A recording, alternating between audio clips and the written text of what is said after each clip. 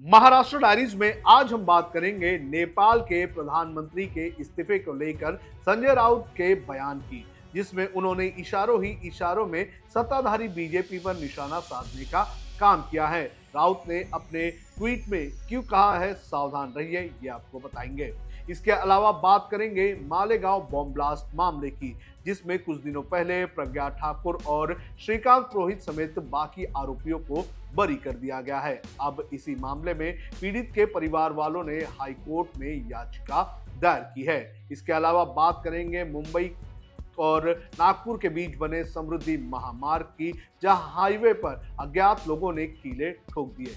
चलिए विस्तार से इन तीनों खबरों की चर्चा करते हैं। नमस्कार, आप देख रहे हैं लोकमत हिंदी। मेरा नाम है सुन कनौजिया।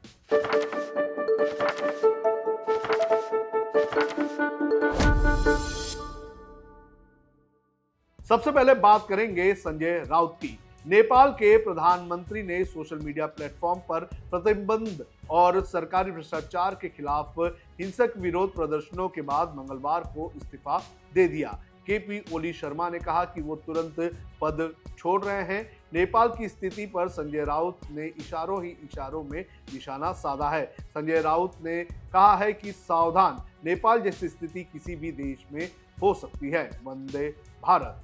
संजय राउत ने नेपाल में आगजनी और असंतोष का एक वीडियो भी पोस्ट किया। इस पर उन्होंने लिखा कि नेपाल टुडे, ये स्थिति किसी भी देश में पैदा हो सकती है। सावधान रहिए, भारत माता की जय, वंदे मातरम। संजय राउत के इस ट्वीट की खास बात यह है कि उन्होंने इसमें प्रधानमंत्री नरेंद्र मोदी, बीजेपी और निर्मला सीतारमण को टैग किया है। उनका इशारा किस और है, उनके इस ट्वीट से पता चलता है। हालांकि उनके इस ट्वीट पर बहस छिड़ गई है और इसके बाद संजय राउत ने एक और ट्वीट किया, जिसमें उन्होंने केपी शर्मा ओली के इस्तीफे की कॉपी शेयर की और कहा कि नेपाल के राजनीतिक संकट ने प्रधानमंत्री केपी ओली को इस्तीफा देने पर मजबूर कर दिया, क्योंकि नागरिक सड़क पर उतरकर भ्रष्टाचार और तानाशाही के खिलाफ प्रदर्शन कर रहे हैं। ये अशांति जो भारत की सीमा के साथ घटित हो रही है, भारतीय नीति निर्माताओं के लिए गंभीर अध्ययन का विषय है। इसमें उन्होंने प्रधानमंत्री को भी टैग किया। संजय राउत के इस ट्वीट के बाद लोग भले ही उन पर निशाना साध रहे हैं, लेकिन जिस तरह से हमारे पड़ोसी देशों में हालात बने हुए हैं, उसको लेकर भारत सरकार को काफी अलर्ट रहना होगा। नेपाल का मामला सिर्फ सोशल मीडिया पर पाबंदी का नहीं है, बल्कि विदेशी कंपनियों की मनमानी का भी मुद्दा है। नेपाल के पहले बांग्लादेश और पाकिस्तान में भी तख्तापलट हो चुका है और इसी को देखते हुए भारत सरकार को हर हालतों से निपटने की तैयारी करनी चाहिए। वैसे भारत इन तीनों देशों के मुकाबले काफी बड़ा है और यहाँ कोई सोशल मीडिया कंपनी अपना एजेंडा नहीं चला सकती है और साथ ही भारत की व्यवस्था ही इस तरह की है कि यहाँ नेपाल जैसे हालात बनना पॉसिबल नहीं है। अब बात करते हैं मालेगांव ब्लास्ट की।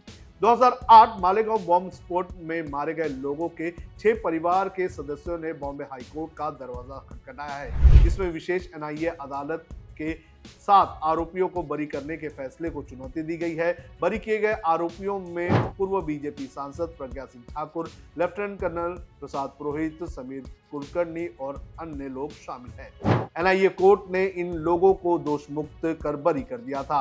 अब इसी फैसले को पीड़ित पक्ष ने बॉम्बे हाईकोर्ट में चुनौती दी है। निसार अहमद, सैयद बिलाल और 5 अन्य परिजनों ने वकील मतीन शेख के जरिए कोर्ट में अपील दाखिल की है। याचिकाकर्ताओं ने हाई कोर्ट से गुहार लगाई है कि 31 जुलाई को दिए गए विशेष एनआईए अदालत के आदेश को रद्द किया जाए, जिसमें सभी 7 आरोपियों को सबूत की कमी होने का हवाला देकर बरी कर दिया गया था।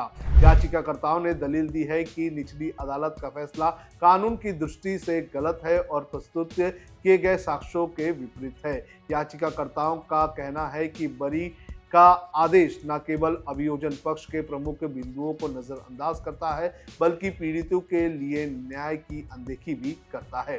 विशेष अदालत के न्यायाधीश A.K. लाहौटी ने आरोपियों को बरी करते हुए अपने फैसले में कहा था कि सिर्फ संदेह को वास्तविक सबूत का विकल्प नहीं बनाया जा सकता है। उन्होंने ये भी कहा था कि अभियोजन पक्ष आरोप साबित करने में असफल रहा।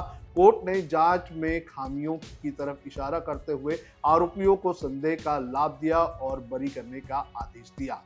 आपको बता दें कि 29 सितंबर 2008 को महाराष्ट्र के नासिक जिले के मालेगांव कस्बे में ब्लास्ट हुआ था, जहां एक मस्जिद के पास खड़ी एक मोटरसाइकिल में रखा विस्फोटक फट गया था। इस घटना में 6 लोगों की मौत हो गई थी और 101 लोग घायल हुए थे। इस घटना के बाद काफी बवाल मचा था, साथ ही मामले पर जमकर राजनीति भी हुई थी।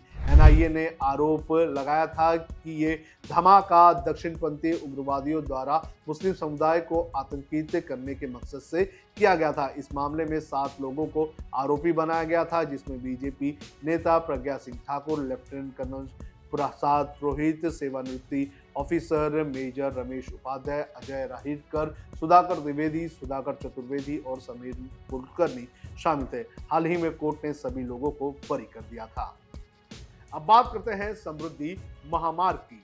नागपुर मुंबई समृद्धि एक्सप्रेसवे पर एक चौंका देने वाली घटना सामने आई है। यहां छत्रपति संभाजी नगर में सवांगी इंटरचेंज और जंभाल इंटरचेंज के बीच अज्ञात लोगों ने सड़क पर बड़ी बड़ी कीलें ठोक दी। इससे कई वाहनों के टायर पंचर हो गए। गनीमत ये रही कि कई सतर्क लोगों ने समय रहते स्थिति को भांप लिया, जिससे एक बड़ा हादसा टल गया। एक्सप्रेसवे पर कीलों की वजह से किसी की जान नहीं गई। समृद्धि जैसे राज्य मार्ग पर संबंधित अधिकारियों की जानकारी के बिना कीले ठोकना बेहद ही गंभीर मामला है, जिसको लेकर जांच शुरू हो गई है। नागपुर मुंबई समृद्धि एक्सप्रेसवे का लास्ट फेज 5 जून 2025 को शुरू किया गया था। इस एक्सप्रेस वे का आधिकारिक नाम हिंदू हृदय सम्राट बाला साहेब ठाकरे महाराष्ट्र समृद्धि महामार्ग है। मुंबई को नागपुर से जोड़ने वाला ये 701 किलोमीटर लंबा 6 लेन वाला एक्सप्रेसवे है। इस एक्सप्रेसवे को मुंबई और नागपुर के बीच यात्रा के समय को कम करने के लिए बनाया गया था, जो पहले लगभग 16 घंटे लगता था, अब इसके बन जाने से 8 घंटे में पूरा हो जाता है। तो ये थी महाराष्ट्र डायरीज की आज की खबरें। देश और दुनिया की खबरों के लिए आप देखते रहिए लोकमत हिंदी।